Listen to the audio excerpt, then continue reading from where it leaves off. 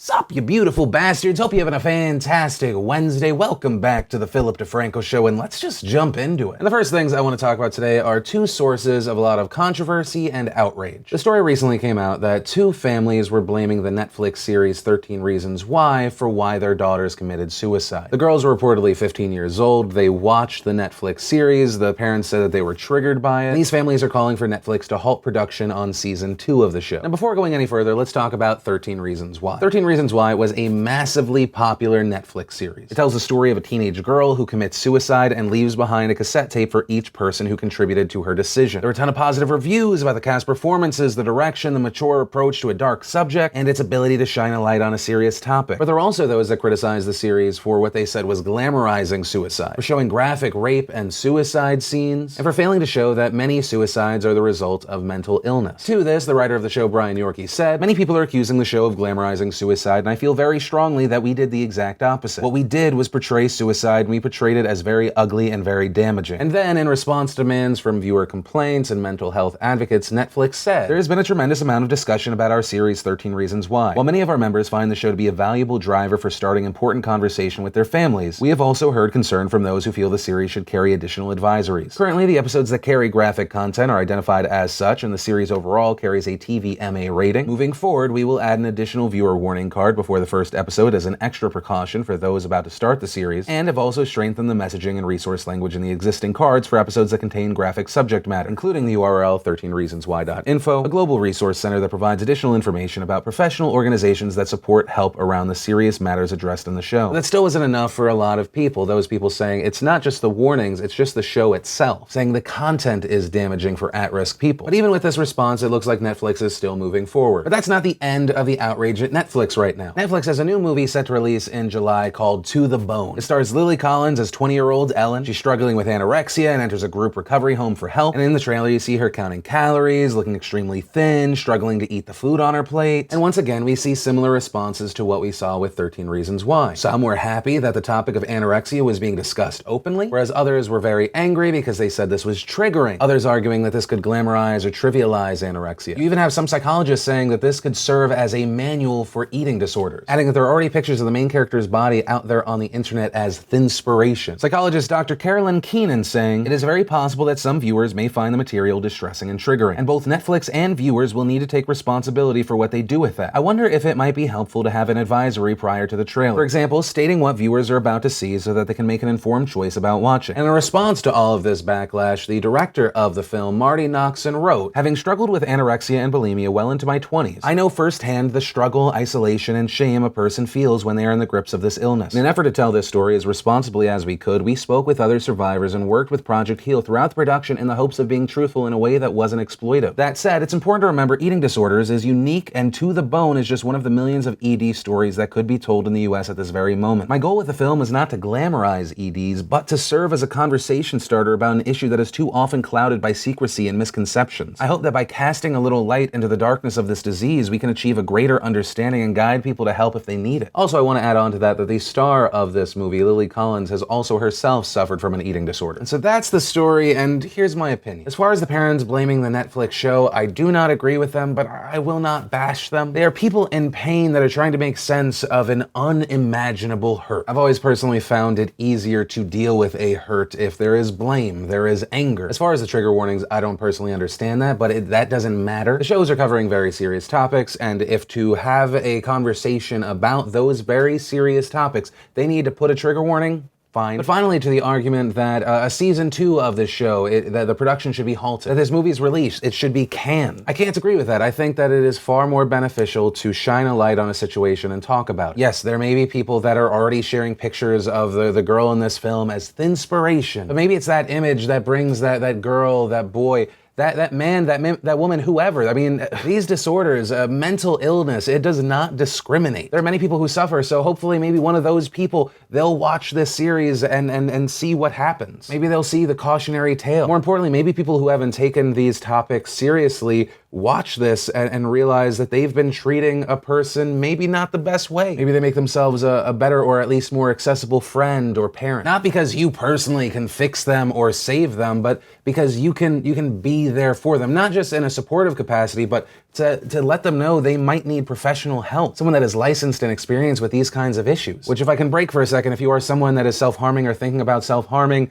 you have an eating disorder or anything like these things we're talking about, I'm going to include down below in the description resources that you have at your fingertips. You are not alone, even though at times or all the time it feels like that. Funny enough, that feeling that you have gives a lot of us something in common. But very rarely does anything good ever come from sweeping stuff under the rug or just not talking about it. And I very much agree with a girl by the name of Sophie V. She had a reaction to this trailer that was featured in Teen Vogue. It's called 6 Eating Disorder Survivors React to Netflix's To the Bone trailer. And she said, "Triggers are everywhere, and part of recovery is learning to acknowledge them while staying on track yourself. If this film was the only trigger visible to survivors, I might not support its release, but that is not even close to the case." And that's my takeaway from this. Of course, I want to pass the question on to you. What's your reaction to all of this? Do you blame shows like 13 Reasons Why and To the Bone? If not fully, are they part of the problem, or is it a potential side effect? Or no, you're for these shows. It promotes conversation, it promotes awareness, it is a good thing. I'd love to know where you stand on this, what you're thinking, so let me know down below. But from that, I want to share some stuff I love today, and today in Awesome, brought to you by the Don't Be Stupid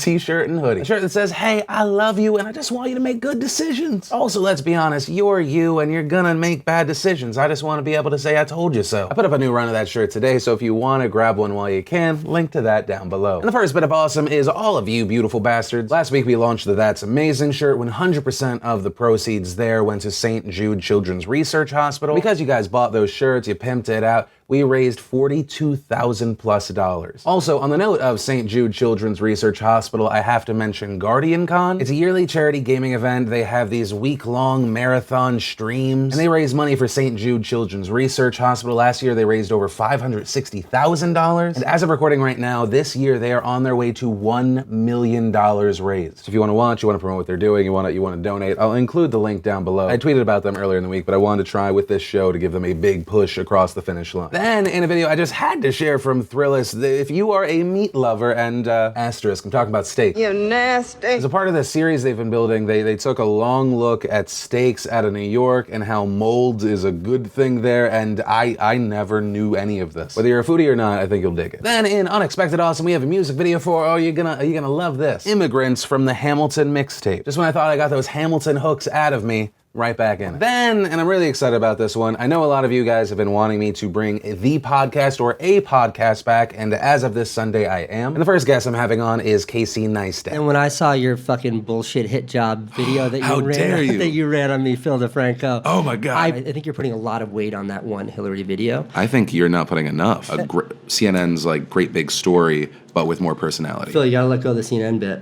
What do you mean? It's there. That'll be up at 2 p.m. Pacific on this channel. I think you are going to like it. And if you want to see the full versions of everything, I just shared the secret link of the day. Anything at all. Links, as always, are in the description down below. And then let's talk about our Florida man of the day, 34-year-old Steve St. Felix. Look at that smile. Let's play a game off of this picture. Did Felix A, steal 2 waffle cones, both with double scoops and sprinkles, and later get caught and say it was worth it? B, he accidentally took all the ecstasy and was caught at 3 o'clock in the morning, booty dancing with a statue of Paul Revere? Or C, he threatened to kill a Florida state legislator? It was C, threatened to kill him. And how is that his mugshot? Do they tickle you before they take the picture now? But yes, he threatened to kill Jose Diaz Felix, writing on Diaz's Facebook page, "I'll kill your ass and you better not show up to the next rec meeting." Rec being in reference to a Republican dinner that was happening. And Diaz noted one of the reasons he reported this threat was because of what happened with Scalise recently. Police say that St. Felix admitted to writing the post after his arrest, saying that he was fed up with the Republican Party. And I guess the main point of this story is, don't be stupid, stupid. What you say online will most likely have ramifications in your real world. The only difference between you saying something online with your name connected to it and saying something in real life is there's way more evidence of this one. You can go to Kinko's and make a fucking poster of what you said.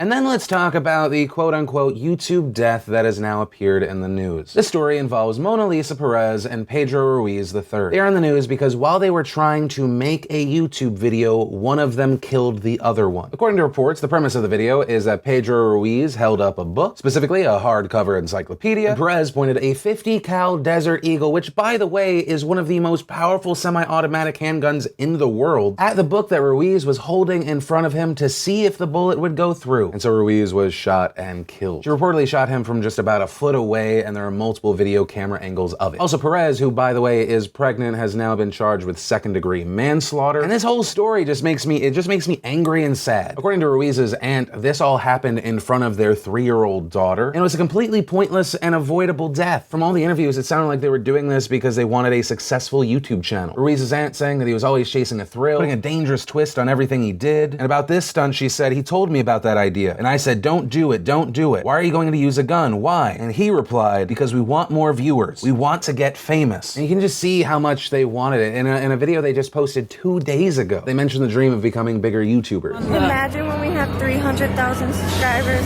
Yeah, I told them the bigger we get, I'll be throwing parties out. And that's it for this story right now. Really, the only thing I can hope is that this serves as a warning. I understand the appeal of becoming a big YouTuber, but you have to understand, you have to be safe about it. Fame is not worth dying for. It is not worth the risk of dying. And just look at this story. There are going to be 1 to 2 children that are probably not going to have either of their parents for a long time, and maybe just one later. It's just not worth it. And that's actually where I'm going to end today's show. And remember, if you liked this video, you like what I do on this channel, hit that like button. If you're new here, hit that subscribe button. Also, if you missed yesterday's Philip DeFranco show, you want to catch up, click or tap right there to watch that. If you want to see today's brand new behind the scenes vlog, click or tap right there to watch that. But that said, of course, as always, my name's Philip DeFranco. You've just been filled in. I love yo faces, and I'll see you tomorrow.